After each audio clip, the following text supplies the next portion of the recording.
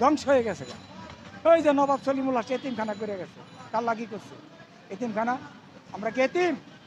আমরা কি ভিক্ষুক? আমরা স্বাধীনের প্রতীক। আমরা স্বাধীন করছি বড়লোক হওয়ার জন্য, এই জড়া পুঙ্গা গরিব হওয়ার জন্য না। এই রিক্সা চালায় মানুষের কাছে চাকর লাগবো, এটা ইত্যাদি দিবেন তো, এটা সাহায্য দিবেন। এই সাহায্যের খেতাপুরি আমগর ব্যাংকে আমার 53 বছরের স্বাধীনতার আমার প্রত্যেকটা ব্যাংকে অ্যাকাউন্ট থাকবে। 53 কোটি টাকা আমি পাও না সরকারের কাছ থেকে। এই শুনুন, সরকার দিবই না। আপনি কত বয়স, কত 30 বছর, আপনার 30 কোটি টাকা ব্যাংক ব্যালেন্স থাকার কথা।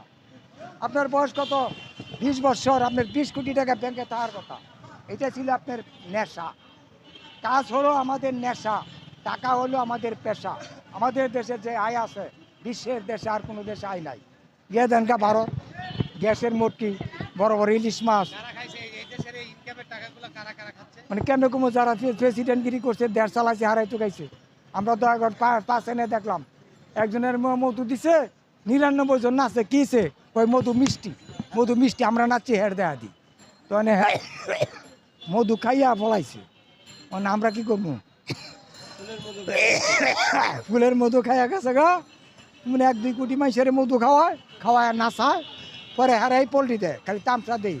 আর পোল্ট্রির দরকার নাই, আর মধু খাওয়ার দরকার নাই। যার ইনকামের রাস্তা করেন, আর ব্যাংকে অ্যাকাউন্টের কার্ড ঢুকাইবেন, আর টাকা খেরাই বেরিব, এই ব্যবস্থা করেন। ডোনাল্ড ট্রাম্প, আপনি স্বাধীন দিবস উপলক্ষে আপনার থেকে ডাকলাম, আপনি আসেন আমাদের দেশটার মধ্যে, আপনি দেখে যান আমরা কেন এত গরিব। 53 বছর হলো আমরা এই দেশটা স্বাধীন করলাম গরিব থাকার জন্য।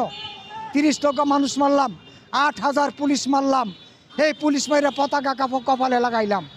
এরপরও ডোনাল্ড ট্রাম্প আপনি বইয়া রয়েছেন, আপনারা দেখেন এই দেশটা কত সুন্দর। আপনারা কি উপহার দিব?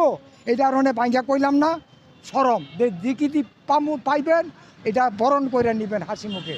তবে আপনার জন্য আমরা অপেক্ষা আছি, কবে আসবেন।